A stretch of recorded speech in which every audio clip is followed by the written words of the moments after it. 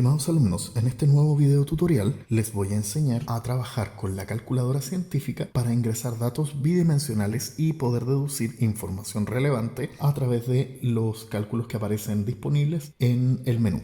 Para ello, primero encendemos por supuesto nuestra calculadora e ingresamos al menú, pero esta vez debemos seleccionar la tecla 3, el modo reg de regresión. Una vez ingresado allí, vemos que la calculadora nos da varias opciones: lin, log, exp, etc.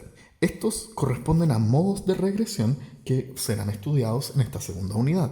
El primero es la regresión lineal, el segundo corresponde a la regresión logarítmica, el tercero a la regresión exponencial, el siguiente a la regresión potencia, que sería una especie de polinomio general, el siguiente a la regresión inversa y el último a la regresión cuadrática, que por supuesto es un caso particular de la regresión potencia que aparece en la opción de ahí. Entonces, nosotros, como decíamos, vamos a trabajar con el modo lineal por ahora y una vez que entramos, podemos ahora ingresar datos, pero de manera bidimensional, es decir, vamos a ingresar datos aparejados. ¿Qué quiere decir esto? Por supuesto, debemos previamente tener algún tipo de estudio bidimensional. Por ejemplo, imaginemos el caso en el que vamos a preguntarle a los estudiantes de un curso de estadística por su nota en el primer y en el segundo certamen. Para ello, entonces, ingresamos, por ejemplo, el caso de un estudiante que en el primer certamen se sacó un 5,5 y en el segundo certamen se sacó un 5,3.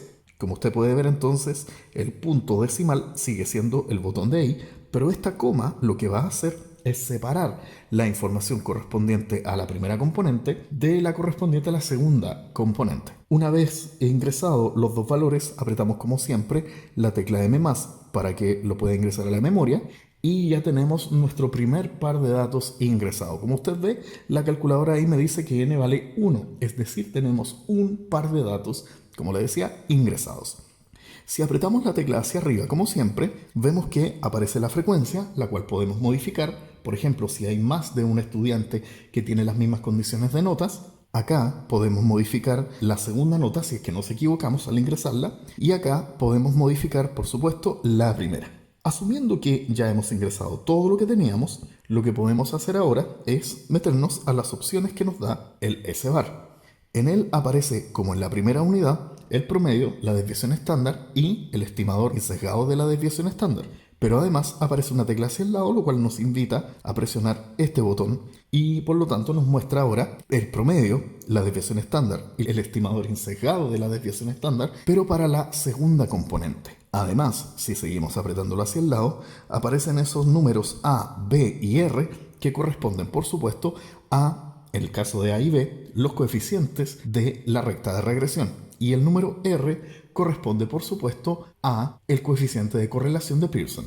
Finalmente, aparecen S, X sombrero e Y sombrero, que ya los veremos en el curso. De la misma forma, podemos investigar, por ejemplo, qué ocurre si presionamos la tecla Shift y el 1. Aquí aparecen, esta vez, varios elementos que nos van a ser de mucha utilidad cuando trabajemos con el método de los mínimos cuadrados, debido a que aquí aparece la suma de las primeras componentes, pero elevadas al cuadrado cada una. Aquí aparece la suma de la primera componente, pero tomada así tal cual como aparece.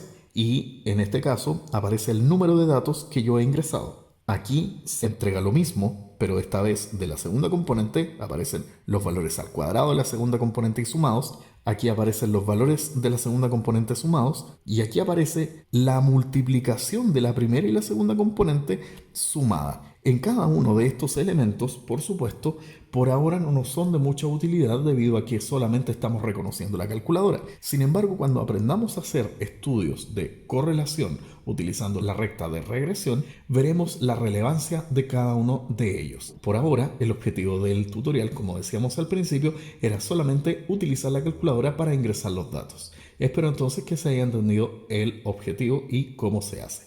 Hasta el próximo tutorial.